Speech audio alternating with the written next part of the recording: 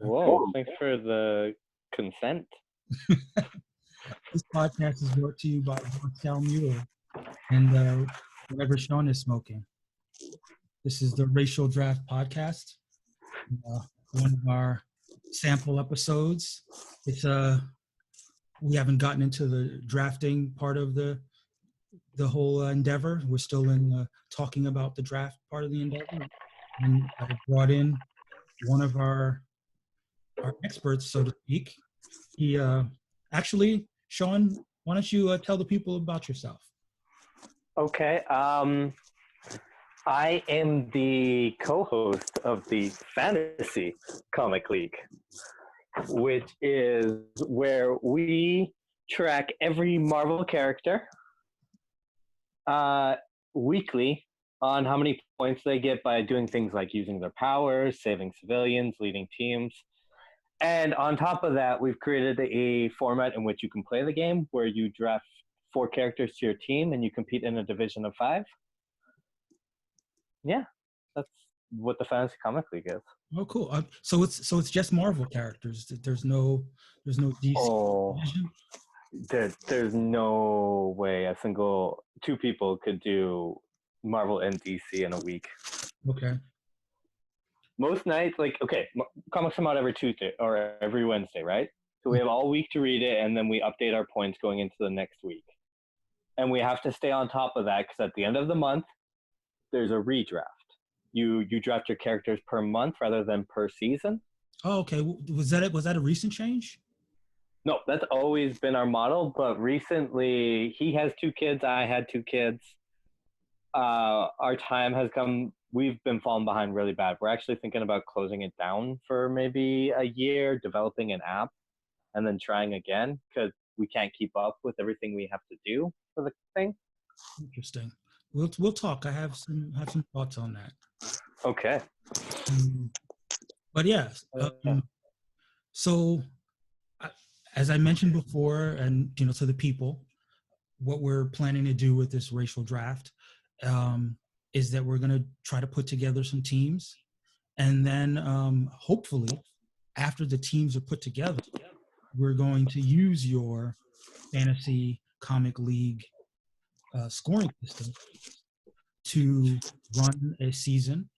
We haven't determined how long the season is going to go for, but then we'll figure out which team put together the best. Which racial group put together the best team. So that'd be interesting. Yeah, I have actually wanted to ask you about that. So, how did you get the idea for the Fantasy Comics League? It was actually Brian's idea. He used to run a fantasy football league. Okay. And he always thought it would be cool to apply that to Marvel. Mm-hmm. And that was 6 years ago. We started the league, like the game, and 4 years ago. Mm-hmm.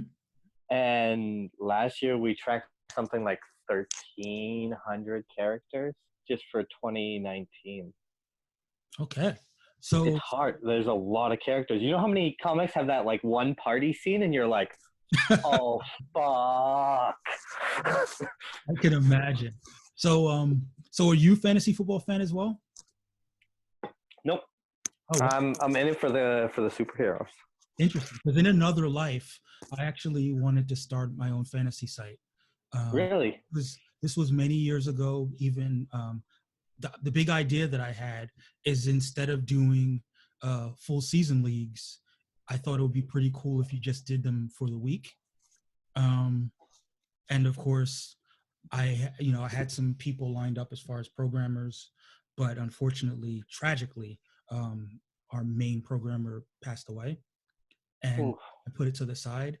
And then, a couple years later, all the daily fantasy sites started off, and I was like, that was my idea.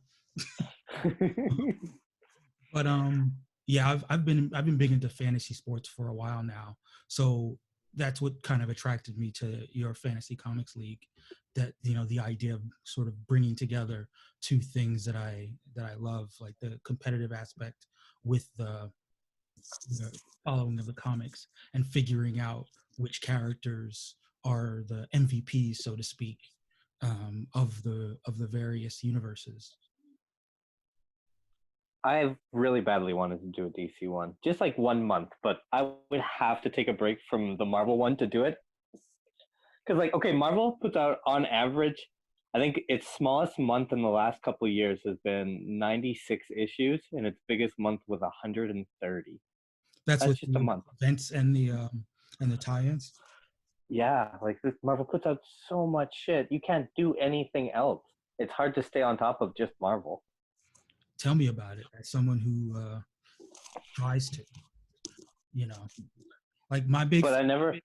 my big thing that I've sort of fixated on recently is continuity. I mean, I've always complained about continuity in the abstract, but it's now, you know, especially with everything that's happening with Dawn of X and how earth shattering that thing is, to see this book is happening here and this character is in this book, but then this other book is happening and that same character is in that book, and it's like, all right, well, you got to let me know which is happening first, you know. Like Storm is hanging out with Kitty Pryde, Storm's in a coma. Like, what has priority? I was gonna say, just talking about Kitty, Whew. That's a weird one right now. Exactly.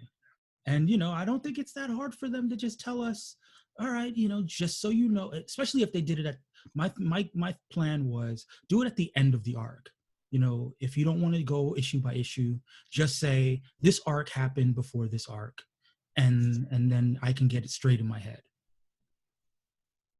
What? So I've been reading the Chris Claremont New Mutants right now, Oh, the and that was back when Chris Claremont like ran the line himself. mm-hmm.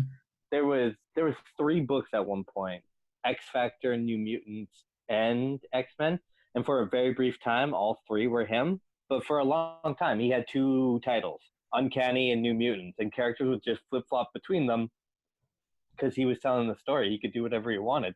They could go wherever he needed them. Right. Isn't that supposed to be Jonathan Hickman's job right now? Like, he's writing one X book, and then he's supposed to be overseeing everything else. Well, that's the thing. He is writing one overarching story, and you can tell there is an overarching story. But when it comes to the details of who's doing what when, you just have to trust him that it's going to work out.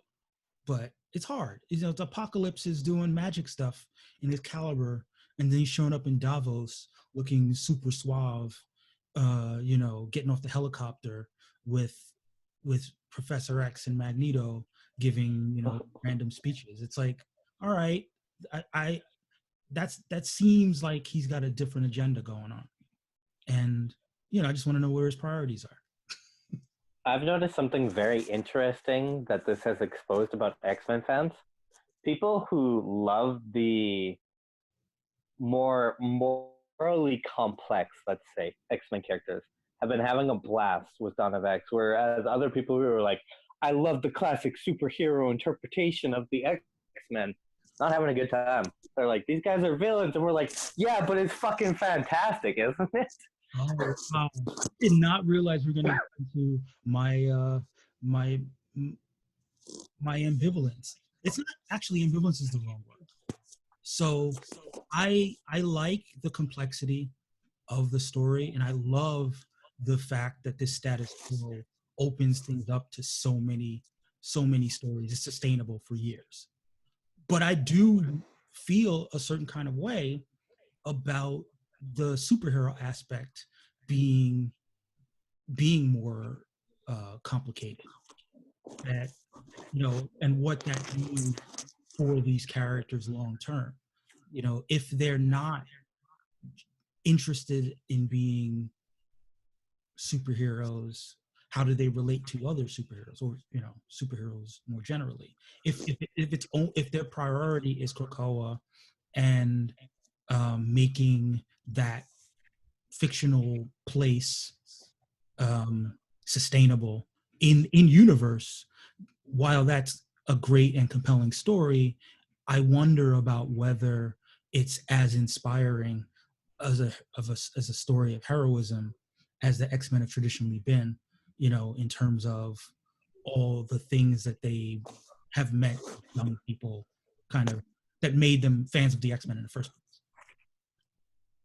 So I've got an idea. place. Well, some thoughts, not really an idea.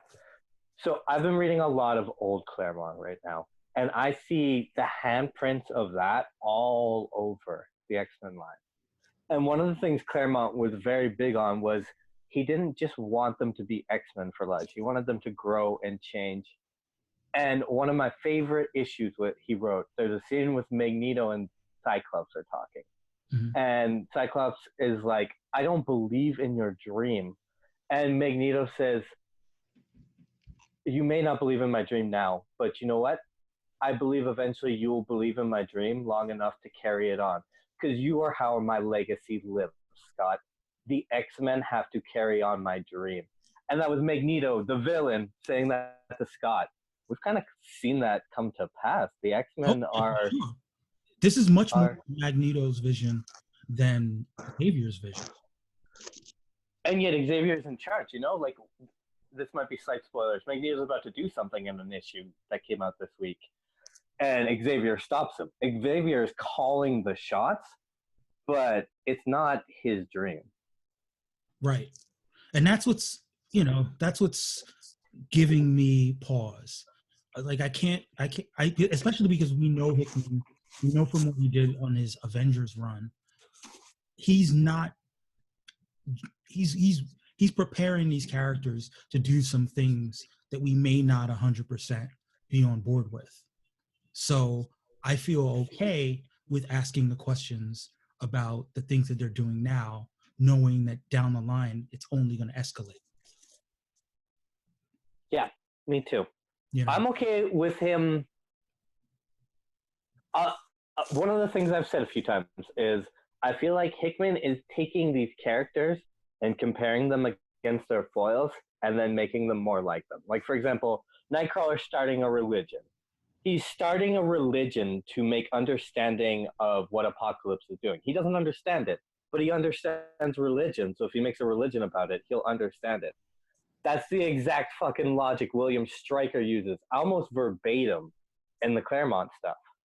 I don't understand why this has happened, why I had to kill my family because they were mutants. But there's a religious reason for it, and through religion, I now understand that. Stryker and Nightcrawler are polar opposites.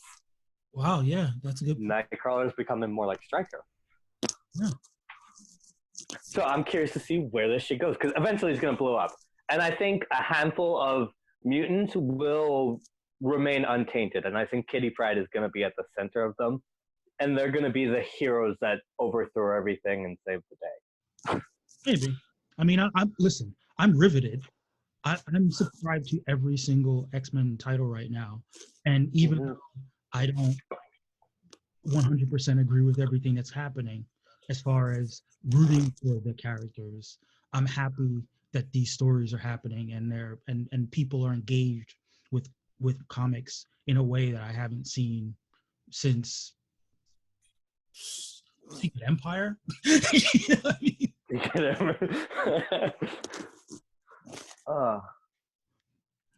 But when was Secret Empire? That was so long ago. Secret Empire and Secret Invasion were when I started reading comics. Well, Secret Empire was 2016. Oh, you're talking about the Captain America stuff. Oh yeah. Not. Oh, that shit was great. Yeah. The Nick Spencer. Yeah. The culmination of the Sam Wilson Captain America run, the highly underrated Sam Wilson Captain America run, as far as I'm concerned. So bringing it back to the fantasy comics. So I'm looking at the last, I guess March scoring, where the rankings are as far as the top scorers of the month, and this is how I sort of tie it back into the racial draft. If we go down the list, there are not a lot of high scoring no color. No. Sam Wilson, do you know how many points Sam Wilson got last year in 2019? In the whole year? No. And the whole year. And this is like points include appearances, points include what he did, everything. He got 4 points for the entire year of 2019, which means at most he showed up 4 times or he showed up 3 times and he did one thing. He didn't do shit in Yeah, I really 2019. felt like last year Sam Wilson was missing. Well, we got the numbers to prove that. I felt like after his solo book kind of tanked, they never put him anywhere else. He just went away. So it's good that the numbers support that. I was going to ask you, it's a little weird because you're not a fantasy football fan, but I was going to use fantasy football terminology. But who would you say are the kind of MVPs from, since you have if you happen to know the 2019 numbers? Okay, so first off, in the actual game portion, there are a number of divisions who have banned the number one character because he's ungoddamn stoppable half the time. Take a guess who the number one character at Marvel is.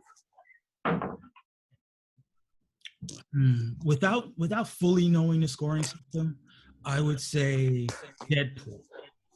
Nope, Spider-Man. Well, Spider-Man gets the most appearances, but no, he uses, every time he shows up, he does shit. Spider-Man is always like, he'll show up, he'll web somebody, he'll save a civilian, then he gets the fuck out, you know? But like, he is by far, no character comes near him, especially by the end of the year. Like, at the beginning of the year right now, Doctor Strange is actually our number one. He's had a crazy good 3-month run. He's appearing in one book next month. Doctor Strange's run is over. Spider-Man's going to overtake him. He's got the Strange Academy book, right? But he's not really in that. See, I feel like a character like Doctor Strange, when he appears, though, it's more bang for his buck in terms of what he could potentially do. Always pick a character that can fly. You know how many times a character who can fly isn't flying? Yeah. No, a character that can fly is always going to fly.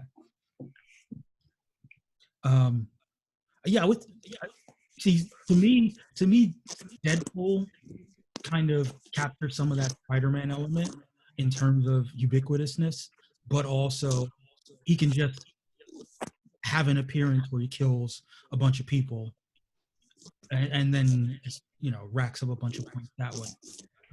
So Deadpool before 2017, huge. Like, we had Deadpool banned at one point too. Deadpool and Spider-Man. But since 2017, Deadpool has slowed down a lot. And we also, the way we do it is if you use your blades in the issue, right, you get a use for blades once, Okay. If he uses his gun, he gets one gun kill, If he heals, he gets one heal. You can't have like 6 heals an issue. Oh, okay. I didn't know that. It's just a single use. It's just to keep it from going out of control. Yeah, I mean, and Deadpool is the out of control character. That's why. Yeah. I feel like, and maybe the numbers bear this out for you since you got it. I feel like Cosmic Ghost Rider had a run where he was doing Deadpool type numbers. I am notorious for drafting characters during the most popular month. I had Venom. Okay, so an average character gets about, let's say, 20 to 30 points. A low end but okay is like in the double digits. A bad character is single digits. Yeah. Venom is usually a single digit character. I got 47 points one month with Venom, and I was like, yeah, like no other team came near me. I had Venom, who was my MVP, and then a stacked team on top of that. Was that reading the solicits help a lot? Was that during the big Venom event, or was that? No. Do you remember Venomized? I remember. 2018. I did not read Venomized. It seemed like too much Venom. It was a lot of Venom. Venom got bank. Yeah. By doing this, I've started to appreciate Fantasy Comic League. Like, I track all my points for my division. I run my division independently because if we shut down, I'm going to keep my division going. Okay. Because we're gonna keep tracking the points. We just might not keep the game going anymore. Got it. Yeah. But it's like going week to week. I'll be like, I'm at the top of the week. Oh shit! Like this month, I got Wolfsbane. She didn't do anything, so I had first place, first place, first place. In the fourth week, I had fourth place by 1 point. In the final week, I'm gonna lose the month because I had Wolfsbane, who destroyed an amazing team by getting 3 points. Like I get so into this stuff now. Like I understand fantasy comic or fantasy football in a way I didn't before. Yeah. I mean, but I guess it's slightly different because with the games you're watching in real time take shape, and you sometimes think that you can influence the event by cheering. You're like, come on, come on. Oh. It's obviously with a comic, it's not like you're flipping the page like, give me that Spider-Man appearance. So funny. Here's a question. So when you Okay. an event like Spider-Verse, the Spider-Men have to get split up, right? So Yeah. So one of the things we do is to track a character, they have to have a minimum 36 appearance in the last 3 years. Oh, okay. That's just to keep it so that because okay, so I read the solicits and then I make a preview chart, and it'll be like Spider-Man's at 11 appearances, this guy's at 8, and then there's all these 2s, there's all these 3s, and then there's 1s for days. That eliminates it so that we don't have so many 1 appearance draft options. Because first off, if you've got let's say 75 characters that have 2 or more appearances, what the fuck are you drafting a 1 appearance for? Unless it's a favorite character, in which case I respect that. Like, so here's a great example. I don't know if this is a can of worms, but you know how there's the new Warriors book, right? That's coming. Yeah. Everyone's talking about. Would those characters be ineligible to be drafted? I mean, they're new characters, right? Yes. So you remember when Gwenpool became a thing? Yes. My co-host fucking hates Gwenpool. So when Gwenpool's first issue came out, I drafted Gwenpool. And he was like, I'm not going to add her to the system. And I was like, she is the star of a brand new series. She counts. She's an ongoing series. And he's like, fine, I will make that exception. If you're the star of a new series, you can be drafted. So if you're in a team book and you're part of the solicited cast of a team, then you should be eligible to be drafted. Yes. Okay, fair Which enough. is usually the only one apps I put in. Like for example, this month I put in Apocalypse and Captain Britain because they have one app, and Excalibur. Got it. You put the teams on there, but we track everybody, even the new. We don't track the less than 36, but like we track people, and if somebody is drafted, we will track them if we weren't originally going to. Got it. Yeah, it's a lot. No, that's a useful thing to know about how But anyhow, going back to the original thing, because you're gonna want to know characters to go for. Like I make a preview chart up, and then you'll see who the characters are. Like for example, you sure as hell want to get somebody changing Wolverine's ethnicity because that guy appears in everything.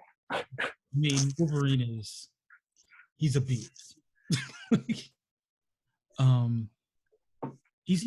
There was a time where you put Wolverine on a cover of the book, even if he wasn't going to be in the book. He's going to sell the comic. Do you know how often I look at covers and I'm like, okay, what characters might be in this book? Like, for example, the Avengers, their last month, they were focusing on the Squadron Supreme. Mm-hmm. So I'm like, what are the odds any Avengers will appear in the book? So I look at the cover and I'm like, is that maybe Thor's hammer in the background? You know what? Thor has a possible appearance. Oh yeah, especially with this recent Jason Aaron run, like he's been doing a lot of books, a lot of Avengers issues that don't even have any of the Avengers in them. Yeah. That'll screw you something off. Yeah, we've got people in our divisions who just draft based off favorites. Like somebody will just keep Captain Marvel for the entire 4 months because they never win a month because they're not playing to compete. But they never. If you win a month, you lose your whole team. If you get second, you get to keep one person on your team, and then so on. And then last place gets to keep all four. Oh, interesting. Okay. So sometimes it's better to get second than first, you know? Or like if you're in last place, like you're the last person to draft characters, take a crappy team, but stack it with one character that you know is going to be good next month. Drop the rest of your team next month. Keep the great character. Okay. That's kind of like a long play strategy. It's a long con. But yeah, if somebody could just hold on to Captain Marvel and 1 month have like 45 points and 1 month have 3 points because she didn't appear in anything. Right. Carol's one of those characters where she could just show up. Like she shows up in Star, which I guess you would have probably predicted that she'd show up in Star at some point, but she's not going to show up in every issue of Star. And she's had that. I mean, I'm sure she scored a lot of points in her recent solo run where she was taking out Avengers every issue. That in this last arc that she was in. Yeah. Well, those were her only appearances this month. So she did get drafted, and let's say, okay, so there's 10 categories. Well, there's 8 categories, but one of them is 3 powers. So there's 10. It is very rare for a character to get all 10. One of the few characters who's gotten multiple all 10s is Deadpool. He's had some crazy issues because we do character development, save civilian, lead a team, team up. There's 3 powers. That's 7. What's the other one? Mm-hmm. Hold on, I gotta go back. Character development, lead team, save civilian, team up, defeats antagonist, which is if they beat a bad guy. They only get 1 defeats antagonist an issue though. Oh, okay. So if you beat the whole Squadron Supreme, you get defeats antagonist Hyperion. We need to figure out how do you get extra points if you solo a whole team. Well, yeah. What I was gonna say though is like, because your model is gonna be different. I think you should just do a month at first, but we could open it up to multiple uses of powers, or you could get points because we draft 3 powers. Mm-hmm. Spider-Man, webs, melee, spider sense. You could leave it open so that it's like any power they use, they get a point for. Yeah, I mean, I definitely want to like people love head-to-head fights. Like people love when a hero fights another hero. Like that's got to be bonus points if you fight another hero and win. Yeah. So character developments, it used to mean anything of note that somebody would talk about later on.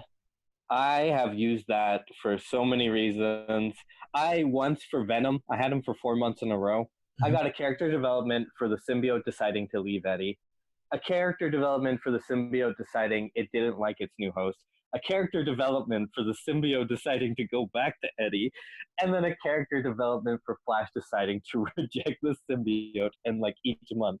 And Brian's like, these are bullshit fucking points. And I'm like, once I got a character development because Nadia Van Dyne talked Miles Morales out of killing somebody. And he's like, how is that a character development? I'm like, because it proves the power of Nadia and the MU.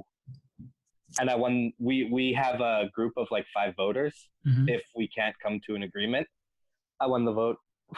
No, I think you're right. But yeah, so that's cool. There's a lot of leeway with the system. I'm really good at finding the cracks in the systems and like exploiting them for 1 month until Brian realizes what I'm doing. So what that means to me is that we're definitely going to have some episodes where people are going to try to sell you on scores that why didn't my guy get a point for this? And we'll do like a little mini trial where they'll try to make their case for the extra points. You collect some evidence for me, and I'm gonna shoot that shit down. So let's talk about the. I mean, we've talked offline about what we're doing with regard to the different teams, and I expect you to be the one of the captains for the white team. Can you sort of talk generally about how you plan to approach strategically putting together your white team? Okay, first off, I've decided I'm going to stick with characters who I think should stay white because I feel like that's a less risky line to tread. You're going to go defense. You're not going to go offense. Oh, okay. And the only character I've decided so far is I'm fighting for Clint Barton, Hawkeye, because you cannot fuck up as big and as often as Clint Barton and not be a white man in America. That is true. That is, I mean, especially with the current run.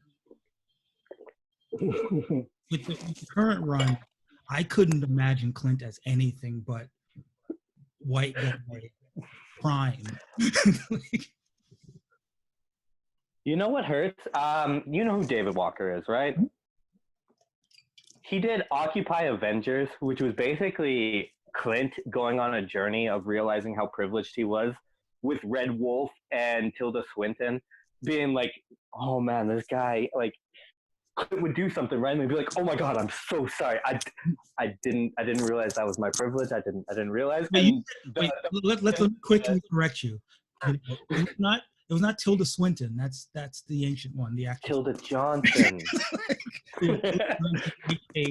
Nightshade, who... And they're just in the background like, this fucking white guy.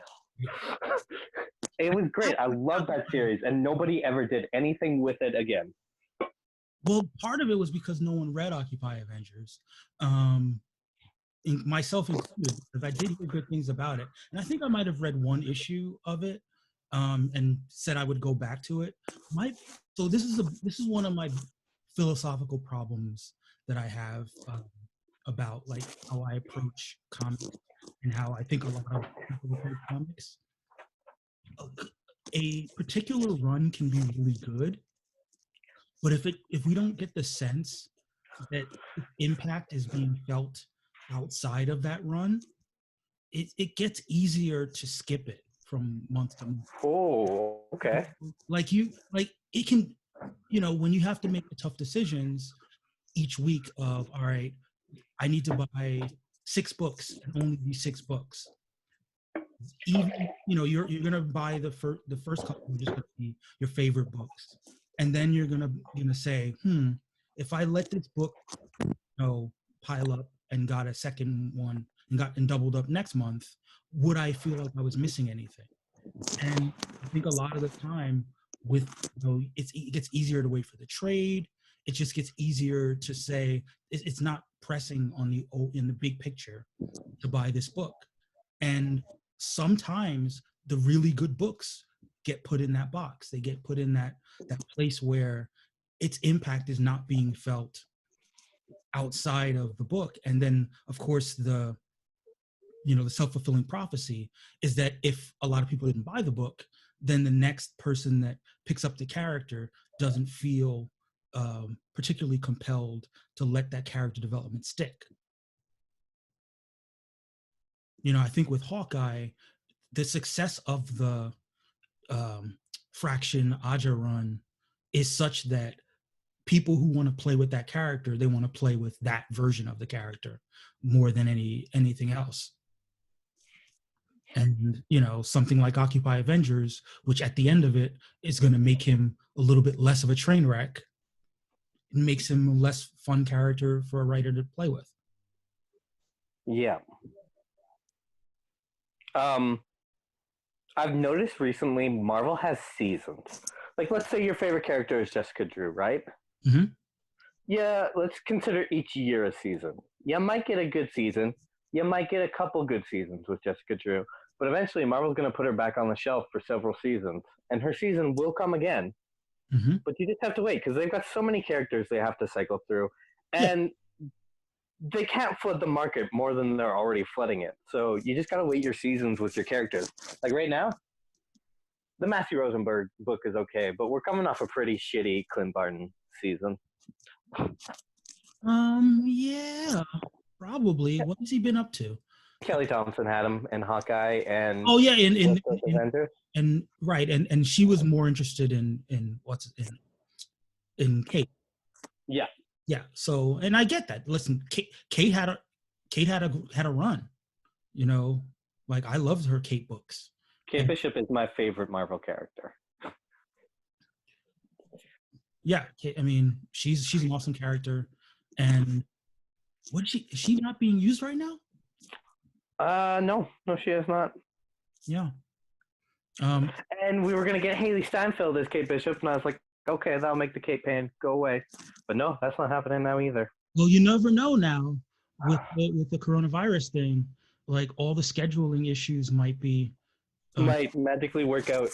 Yeah, I mean, because now when they get back up and running, you know, they may have worked it out so that they can get her. So fingers crossed. There'll be one good thing that comes from this pandemic. Haley Steinfeld as Kate Bishop.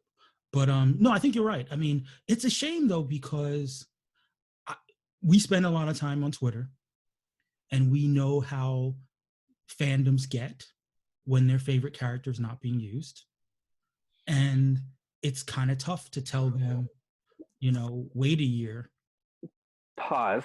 Mm-hmm. This is something that blows my fucking mind, and I get into so many fights in the Fantasy Comic League about it.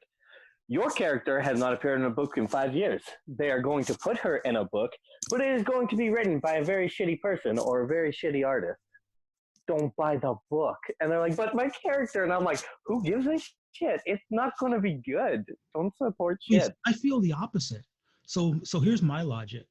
My logic is that if the book doesn't sell, Marvel's going to think that the character doesn't sell. They're not going to think that the writing team, they've already made the decision that that writer, for whatever reason, or that artist, for whatever reason, is in their rotation. They're looking at it from, oh, people, there's a demand for this character, and that character will show up in other things at the same time if their solo book is doing well, and being written by another writer in a crossover or in a team book or what have you will give an additional writer that opportunity to make that character more interesting. And then theoretically, when a new team gets aboard, that they'll want to continue the stories of that character. Okay, but then my fear is, let's go to good old Rick Grayson. Oh, it's been like 15 issues. If you guys had just let that fucking book die, I would have had Dick Grayson back 6 months ago instead of 3 months from now. Okay, well, that's different. I'm not talking about a character that is an established character, that shitty things are happening to that established character. I'm more talking about someone like Spider-Woman. You know. Okay, but even then, Spider-Woman is a popular character, and every Marvel character has its seasons. If getting a shitty Spider-Woman book right now means I'm not gonna get an amazing Blade book, then I don't want the shitty Spider-Woman, even though I like Spider-Woman more as a character. Like, I didn't love Spider-Woman until I read the Hopeless run.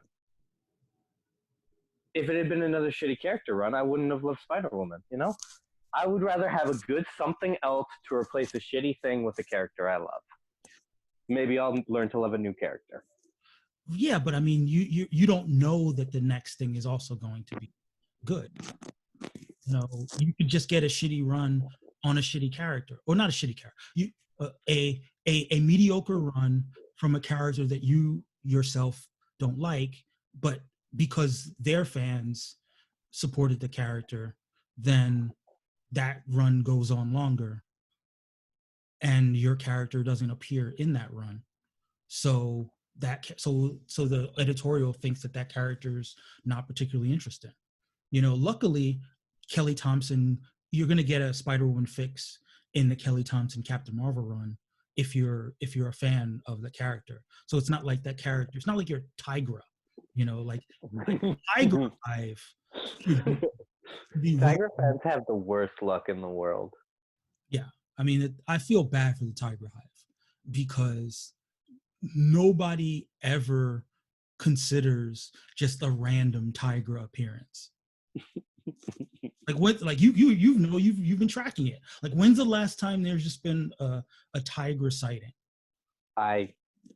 West Coast Avengers when she was that giant creature. Oh yes, I forgot Giant Tigra. Yeah, but other than that, no. Right, and I remember when West Coast Avengers came out. A bunch of Tiger Hive people were like, oh, where's Tigra? Where's Tigra?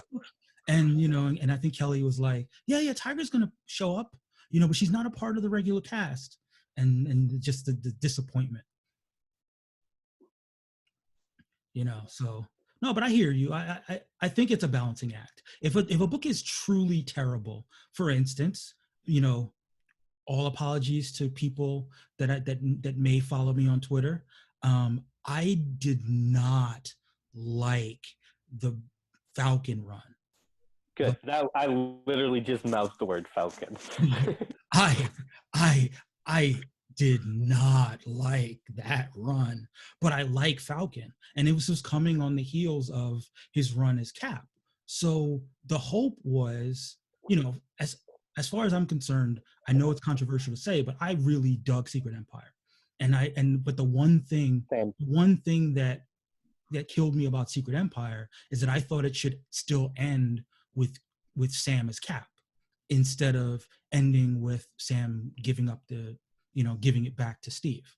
If there was so much growth for Sam over that arc, that the right thing was to give him another run as Cap.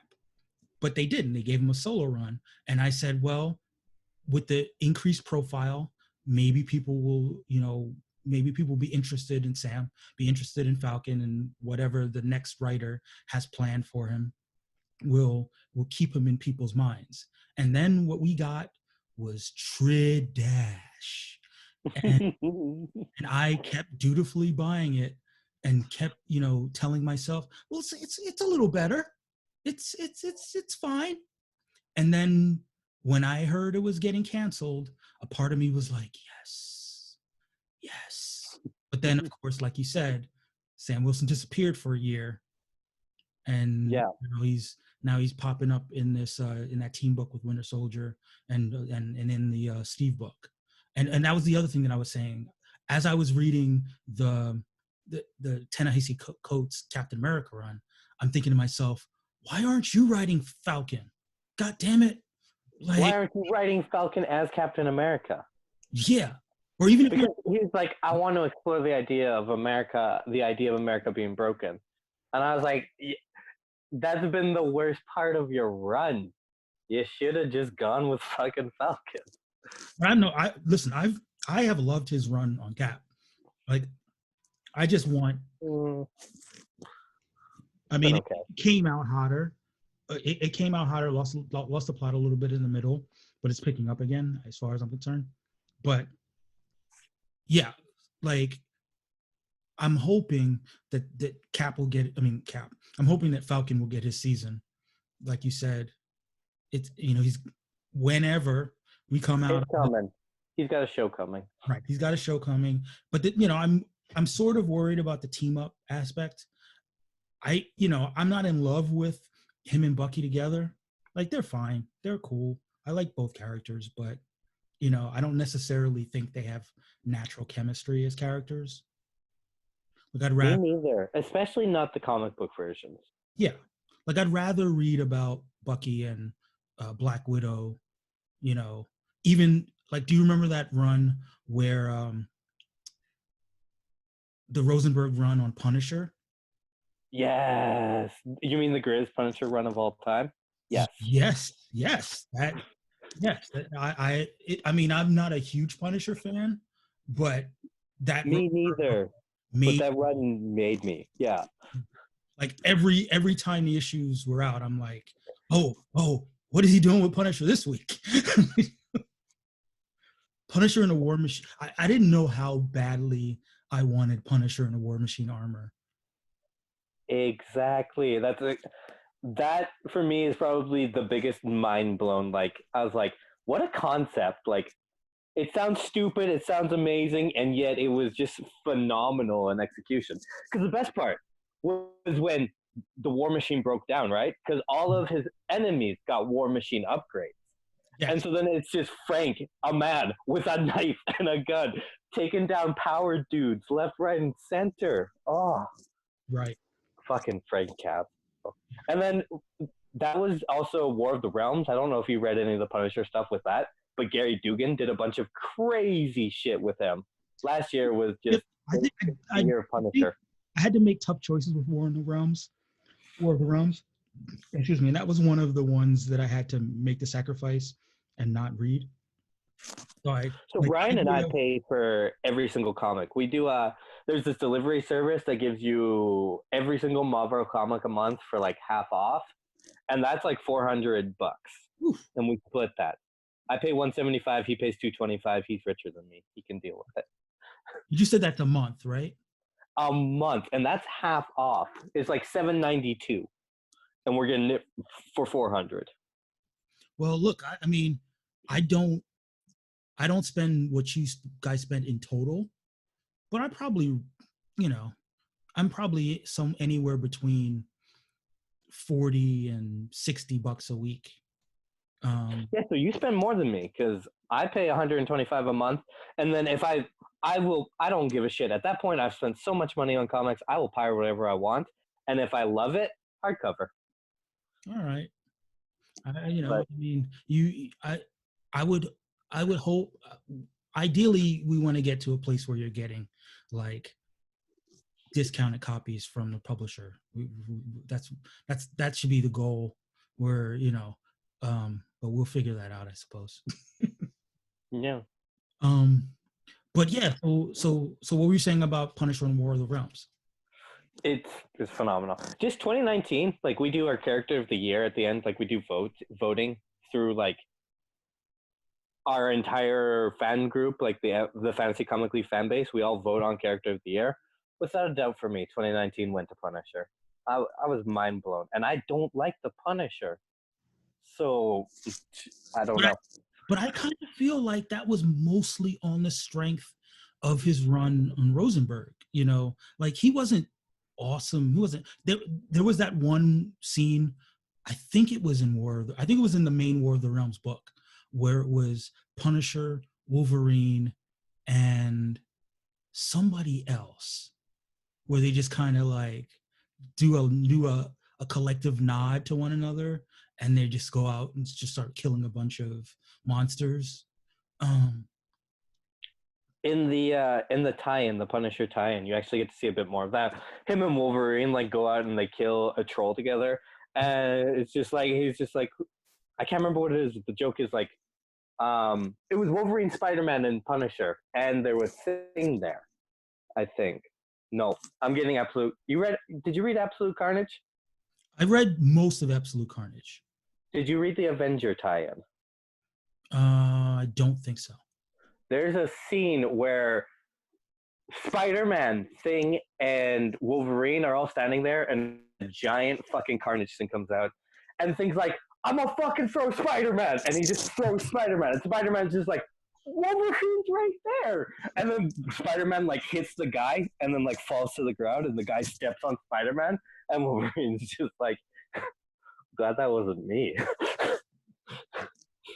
But yeah, there's a scene like that though with the Punisher and Wolverine where they take down a troll together, and the Punisher just lets like Wolverine get like beat on while he's reloading his gun. Hey, that just gave me a piece of inspiration. Feel free to laugh at it if you think it's silly.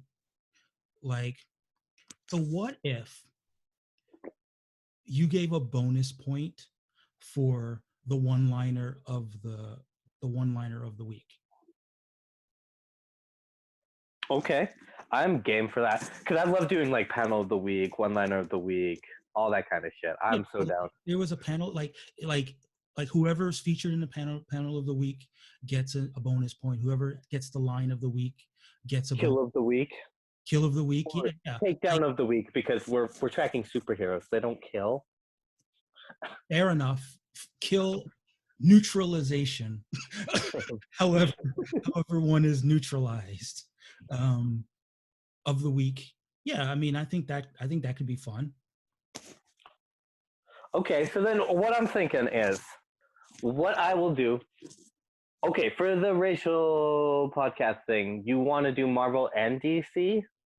Um, I mean, we've got some time to figure it out. Like, I definitely do want to give people the option to draft across Marvel and DC.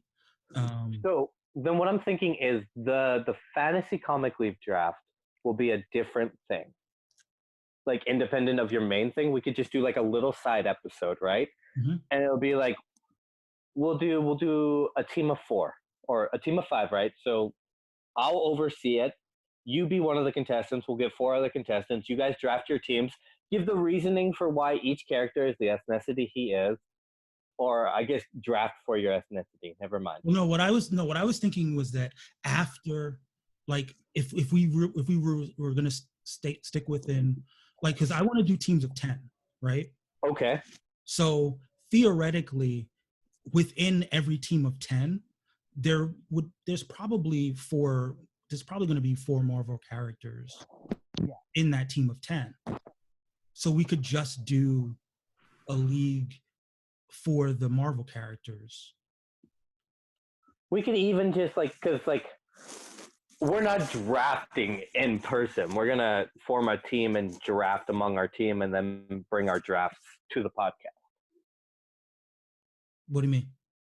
Okay, let's say we just started drafting right now. I don't Okay, have a yeah, list. right. Don't have a list. Right. No, I agree with what you're saying. Yeah, we're bringing our draft. We're drafting for the racial aspect of it, and then Yeah. we're using the teams that we've drafted to figure out which is the highest scoring team according to the scoring system. What are you gonna do if 3 people come in and they all want Wolverine? Well, there's going to be a draft order. Once we Okay, once we're doing a snake draft. that's So what we do too. yeah, so once we get our teams all set up, there's going to be a snake draft. We're going to figure out the draft order. There's going to be a little bit of like, strategy involved.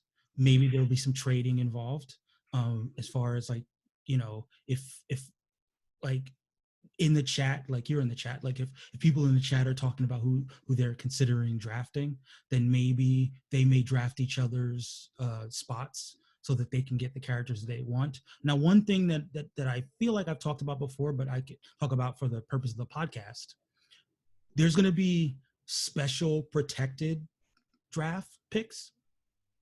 If you appear on the podcast as a guest, whatever person and whatever team you represent as a guest, and this isn't just the people in our chat group, but if you come on as a guest and you decide that you want to nominate players, regardless of draft position, if you appear and your nomination gets the high, whatever nomination gets the highest number of votes from the fans, will be protected against being drafted in the upcoming round.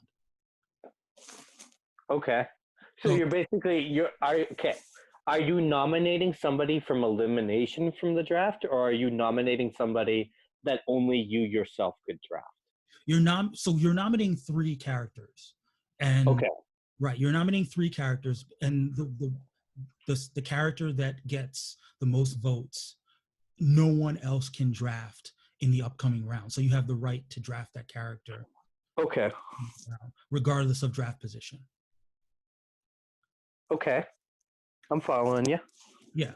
So, I mean, theoretically, we could do something like that for Wolverine. We could have 3 people who want to draft Wolverine come on the podcast and debate the merits of Wolverine on their various for the various ethnicities, and then we could put that to a vote as well. And whoever campaigns and wins enough picks, they get to protect Wolverine. We could flip it that way as well. Maybe we'll do Okay. something like that for Spider-Man. Well, a special Spider-Man mini mini rumble. Okay. Um, but yeah, I mean, unfortunately, we're still looking for people for captains for some of our groups. We're actually only down to 3 groups now that need What captains. are the 3 left? So the 3, I mean, again, this is based on my contemplation of what I thought the groups should be. But so the 3 left in my contemplation are offhand Native American First Nations, um South Asian, and Middle Eastern. And what do we have? So we have representatives for Black, we have representatives for Latinx, for white, for Jewish, and for Asian. How many representatives on each team? That's going to be flexible, honestly, because you only draft once per round. So Mm-hmm. really, obviously, if there's just we need at least one captain to represent the team. I'm going to reach out for people who want to be guests that may not necessarily want to be captains, and it's up to them to sort of coordinate with the captain if they would like to get suggestions for characters to draft. I'll put people in contact. But I mean, honestly, every episode's going to be a little bit of a free flow. There's going to be some structure because it's going to be structured around who was drafted in the previous round and who would be drafted in the upcoming round. But one thing that I wanted to ask you about your expertise in terms of who these characters are and what their scorers would be. Would it be too much to ask if you've been doing it for 4 years, right? Yeah. So would it be too much to ask if I threw a character your way for you to hit me with how many points they scored in the last 3 years? Yes, Brian's got the database, Okay. but I can give me the character and I will get you numbers. Okay. Because I think that's gonna be interesting, in terms of when we want to summarize who got drafted in the previous round. We could do kind of like a how well you don't follow fantasy footballs, but there's a guy named Matthew Berry who does fantasy football. He's like one of the first fantasy football experts, and Okay. and ESPN has a thing now where when you do a fantasy draft, he will kind of rate your draft based on Okay. how the characters are projected. Like I could imagine you kind of doing something like that where Yeah, like guidance. That's what I do in a lot of divisions. I was thinking the opposite of guidance. I was thinking more like after a round is picked, you would then assess them through the lens of how the characters that were drafted have scored in previous years and what. Okay. See, when it comes to the system, Mhm. the previous years don't matter so much as the months. Like for example, 1 month Falcon could appear in nothing, and the next month he appears in 8 comics. Oh yeah, I know. I mean, but I You think want an overall yearly prediction. Like you want a profile for the character exactly. based on how he's done in the past. Yeah. I mean, Like what is his if best powers? How often has he appeared? That kind of shit. I mean, if you had a graph, like a graph would be great, right? Like where it was like a month by month appearance thing or point, sorry, a month by month points thing, and then a year total. But I'm not going to ask you to do work that if you don't have. Okay, I don't think I have a graph, but I have like the year total and then how much they did, like how many times they appeared, what the powers they used were. That kind of stuff I have. I don't have it in graph form though, Yeah, of but I course. can get you the data. I mean, I didn't assume that you did, which is why I didn't ask for it. But yeah, theoretically, if you had a master spreadsheet that would plot all that stuff, that would be the most analytical way to do it. But really, I just kind of want to let people know that you know, I know a lot of people are going to draft based on favorites. I mean, I I don't. begrudge anyone drafting based on favorites because it's more fun for the conversation. But if there are some people out there that want to run numbers and say, all right, in this round, we're going to try to make a play for um, for them. This round, we're getting that motherfucking Wolverine. I don't want you going anywhere near Kid Cable again. Do you understand? Right. So Kid Cable is different from Adult Cable, right? Yeah. Because they're both appearing in the comic. Like, okay, you know what is a fucking nightmare right now? So, Guardians of the Galaxy. Let me explain this to you. It's two separate teams. One team is Drax, Gamora, Nova, Moondragon, Phyla-Vell. The other team is Drax, but the Arthur Douglas version, Moondragon, who is in the body of Phyla-Vell, who's Gamora from the Soul Stone, and I'm just like, how the fuck am I supposed to track all these different versions of the same fucking characters, especially if because they're going to fight each other, and I'm like, I don't know what Gamora is attacking what. What's your doppelganger rule? What? What is your doppelganger rule? They count as separate characters until proven otherwise. Like, for example, there was one year where we were counting, I want to say it was Quake points for months. And then it turned out it had been Mystique the entire time. So we had to go back, erase all the Quake points, all the powers she got, give them to Mystique. Interesting. But, like, for example, Secret Empire. Steve Rogers in the Cube, different than Steve Rogers out in the real world. We've got some pretty great names for some of the characters. Like, for example, Stevel. We were doing it before Deadpool was. Jane Foz Thor instead of Foster. Foz Thor. Falcap.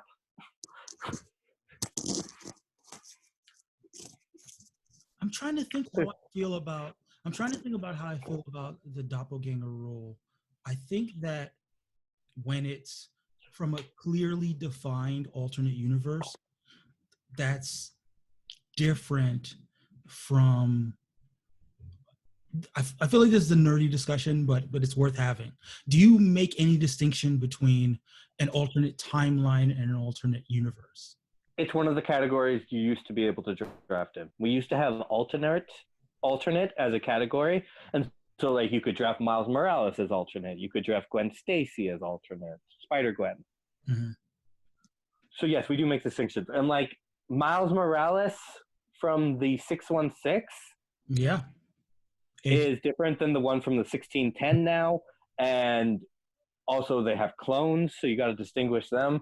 Like Peter Parker's pretty good because you know Peter Parker, and then you got some differentiations on his name, like Petra Parker, but then you got Ben Reilly instead of Peter Parker clone. Right, but do you remember? So here's the thing.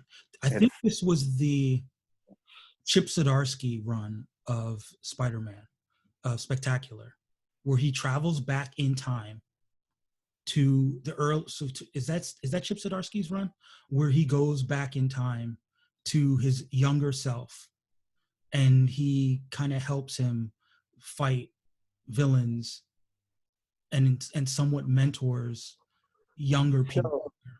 So, the way we would track that is the character who's our focal point, which in this case would be the Spider-Man who went back in time. Mm-hmm. He's the character that counts. Like, for example, Spider-Man and Deadpool, its final storyline jumped 4 years into the future, and there's like old Reed and all these characters and stuff, but we didn't count them because they're from an alternate universe.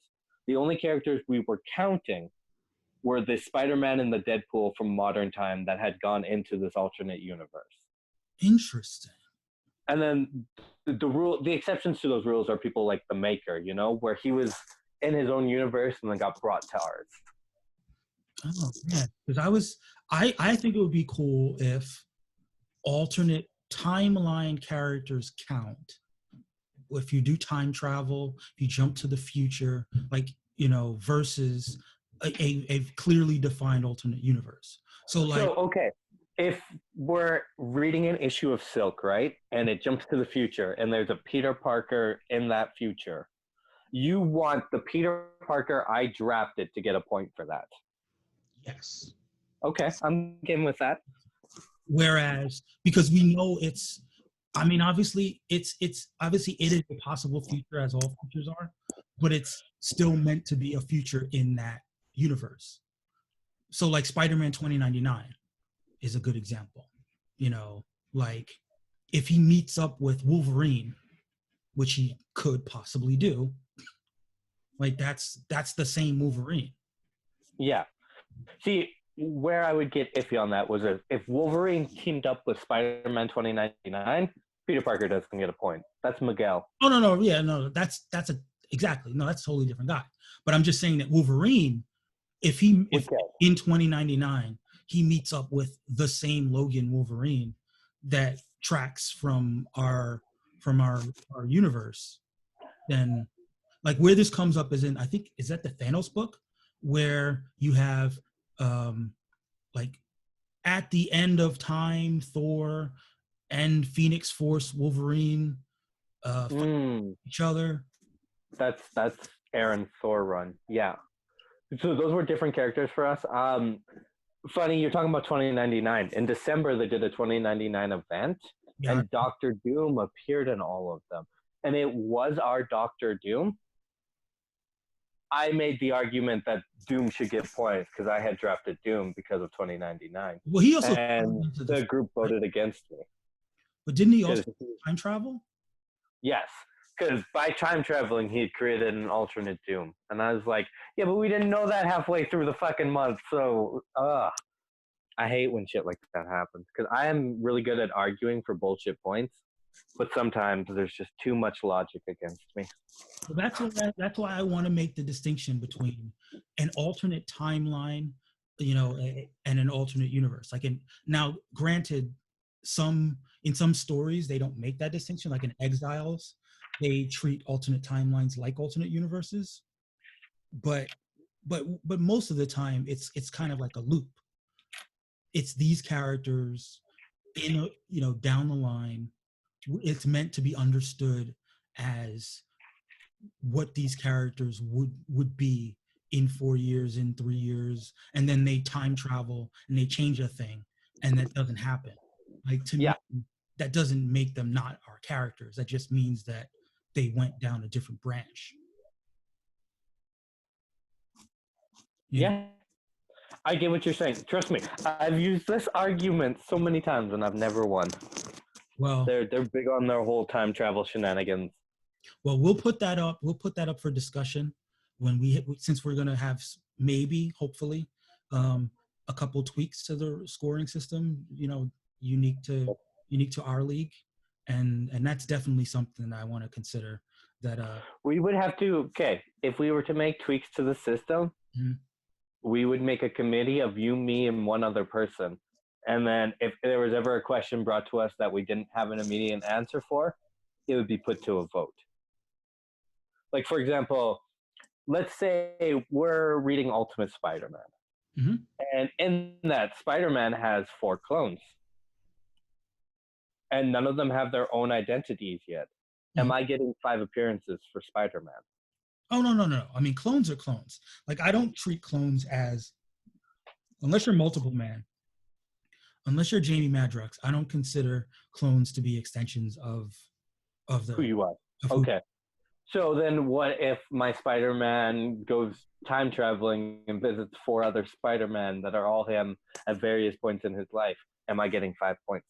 Yes, that to me, that's 5 appearances by that same Spider-Man. Okay. But if he travels to an alternate universe and meets up with Spider-Man from that universe, does not count. Gotcha. Oh yeah, good question. So the Spider-Man life story stuff Was its own thing. it was his own thing, not draftable. It was draftable. Oh, okay. Nobody did.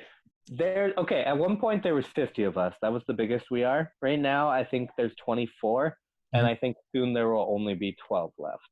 Oh, okay. That's unfortunate. It's life, you know? Yeah, It's a lot to do with kids. If there was a way to make this profitable, I'd be doing it all day. Well, make sure you plug your Patreon for however many people who are going to be listening to it. right now or in the far future. But so when you did Life Story, you did Life Story as different versions of the characters, so though they did not count as appearances for any Mm-hmm. of the mainstreams. One exception we made was for if it's a writer telling the end of their story. Like, for example, when All New Wolverine ended, it ended with Old Man Laura. We counted Laura and Honey Badger as characters, like their future versions. Mm-hmm. We did not count characters like Captain Marvel or other people who guest starred because it was not their book. It was not their story ending. See, I like I said, this is an example of where I would count it, because it would, to me, just because you said it in the future, if it's understood to be the same character along their own personal timeline, then the guest appearances also should be interpreted through the same lens. I wish Brian was here. He'd be dying. So I would be, if Also, that was your I argument, don't that would be I my. don't know if I've ever worded the argument like that before. Next time it comes up, I'm totally gonna try again. It'll be like my fourth attempt. But no, this has been elucidating. This is good to know. Again, I'm looking at all this is the bummer. This, to me, this is kind of reinforces what I was saying before about the need for the drafting aspect. Just seeing how few people of color there are in appearances. Um, yeah, let's see. Okay, I just want to still. I'm trying to wrap my head around this. Right now, there's 5 teams. Let's say each team, let's say, has 2 captains. These 2 captains are drafting 10 characters onto their team. It starts with you, goes next person, me up again, boom, boom, boom. So that's how we're drafting our order. And we're just drafting, like when we draft a character, do I have to give a reason? Do I have to be like, I'd like to keep Clint Barton as a white man because he done fucked up way too much to not be white? Like, so you would draft for whatever reason, but as the host, um, Oh one my God, I just decided something brilliant. yeah I one want like a white redneck version of of who? Mayonnaise. Oh no.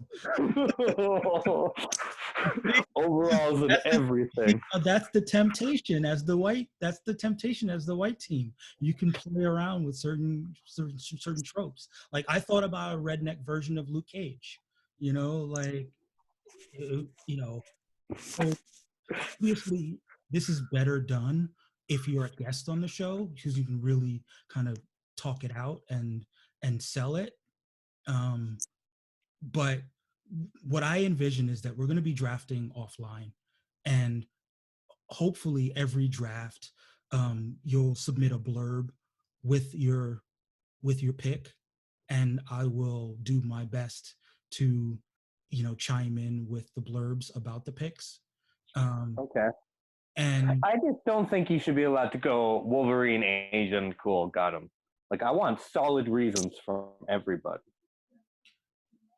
I mean, you can draft Wolverine as Asian, but like, Have a reason.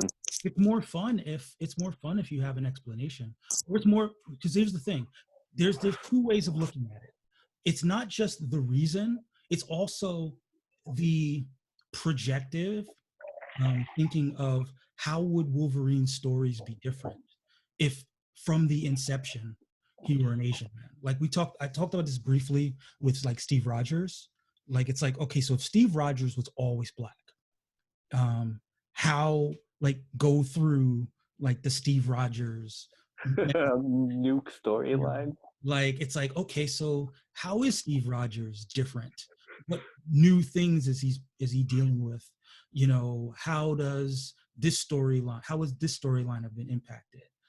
How would his relationship with John Walker be different if Steve Rogers were black the whole time?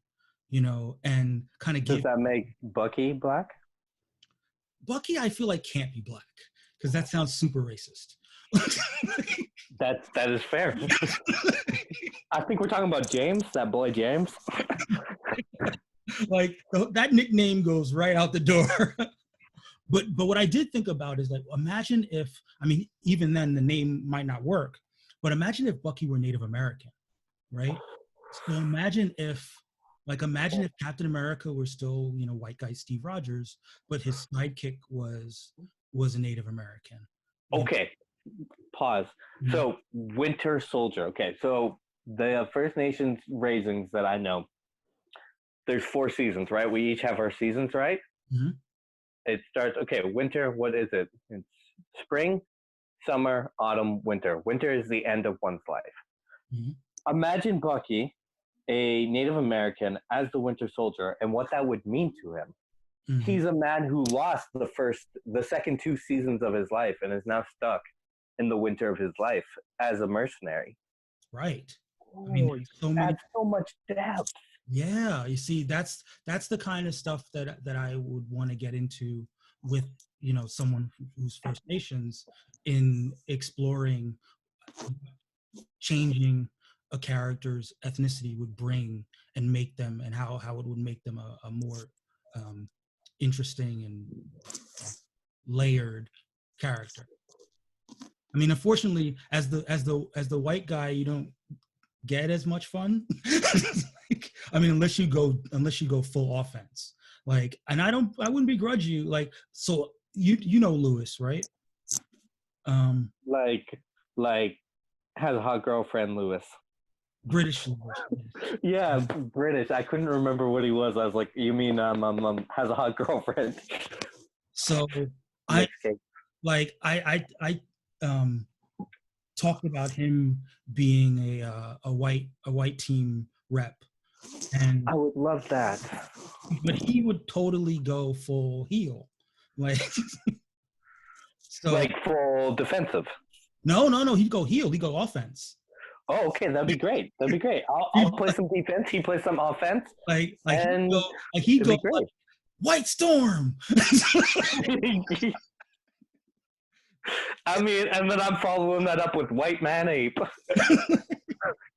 So I think there are different ways to play it as the white guy, and you just have to be ready for the smoke. I think it'll be fun. I think so long as there's a good, if I can tell the joke, Hawkeye needs to be white because he can't fuck up that much and not be white in America. If everybody laughs at that joke, it's a safe room to, Yeah, this is take meant to take your shots in.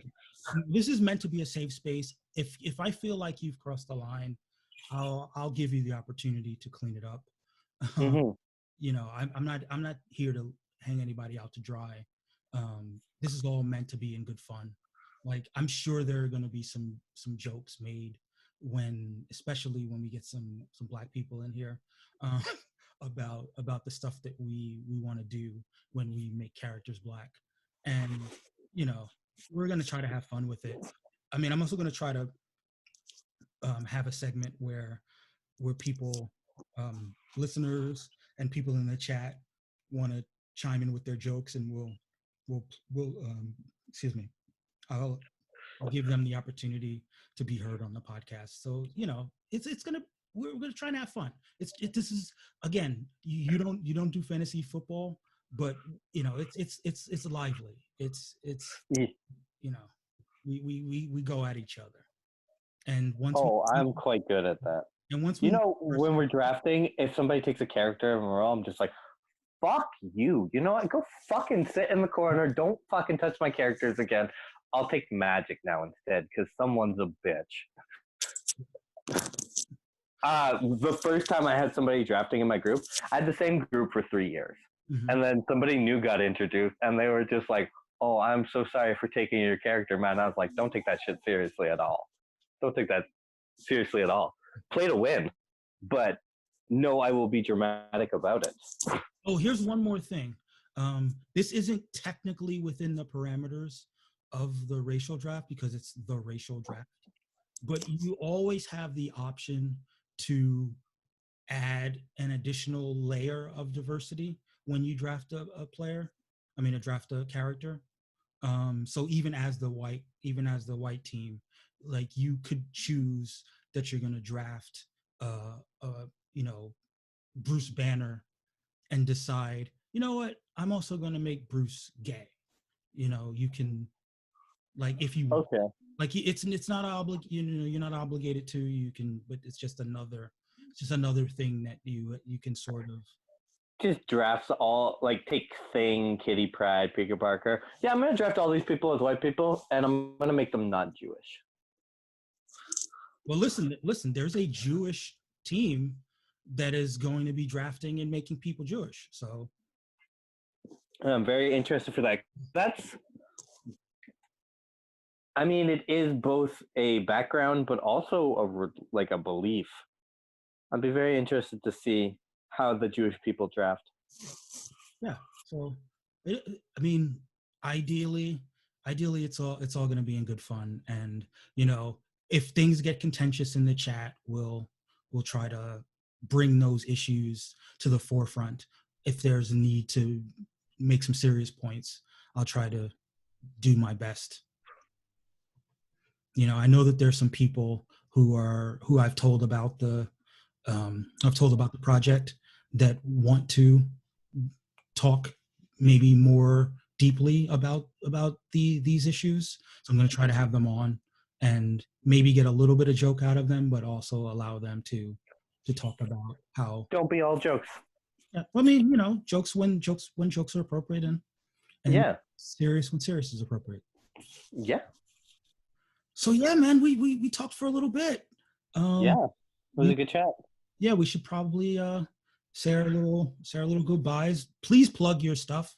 Please plug the Fantasy Comics League.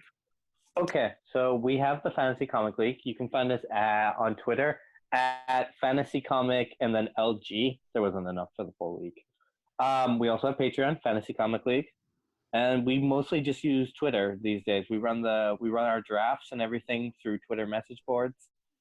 So yeah, check us out, and if you want to join up, might not be the best time, but who knows? Yeah, and we'll talk more about trying to, like, you know, further get the Fantasy Comics League out there, because I think you're doing some great stuff. And you know, since we all have a little bit extra time now being home, we might want to really make a push to get people on board. You know what I'm excited for?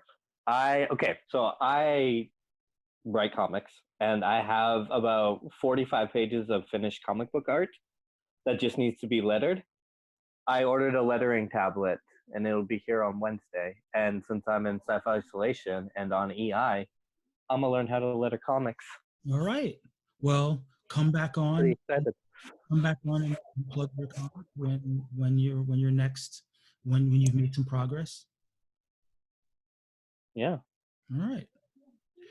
I finished my drink a long time ago, which means I definitely know we've been talking for a while. But this has been another episode of the Racial Draft Podcast. What am I? Episode 2, 3?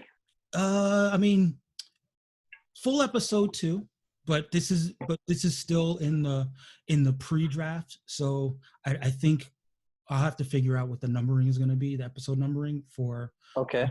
When, Who is your first co-host? oh, you didn't listen to it. Oh, I didn't. I didn't even know the episode was out. yeah. So it was my buddy Marquis, who I tried to get him on, but it's his wife's birthday today. So yeah, we've been friends for many years, and Are you two gonna be like the co-heads of this, or is this your project, your baby? it's my project, my baby. But what I like about Marquis is that he's into this stuff, but not as deep as I am. So he can bring like a layperson's perspective to the proceedings, and you know, he's been really supportive of it. So when possible, I want to try to have him on, just to, you know, have him dip his toe in the nerdy world that I live in. I think he's also. It sounds like he's a good counterpart to you on the podcast. Yeah, but I mean, you know, we're gonna have these conversations, and it helps when it's a one-on-one. At some point, it could be a free for all. We have the capabilities, we have the technology, to have. Oh, there better be a capability. There better be a free for all. Yeah, we're gonna have, hopefully, we're gonna have a bunch of people on arguing about various draft stuff once the draft gets up and running. But now I'm just trying to get people comfortable and familiar with what we're trying to do, in the hopes that they'll tell their friends and tell their followers, spread the word. You need to listen to that episode. Yeah, everybody, thanks for listening, and keep on drafting. I don't know. We haven't drafted yet. I'm working on that was a shit first draft of your sign off. Yeah, I didn't know that sign offs were necessary until just now. But I've never signed up. But yeah, I thought the shit first draft though. Get it? Because it's a draft podcast. Oh, I see what you did there. All right. Talk to you later. All right. Thanks for having me on. All right. Ciao.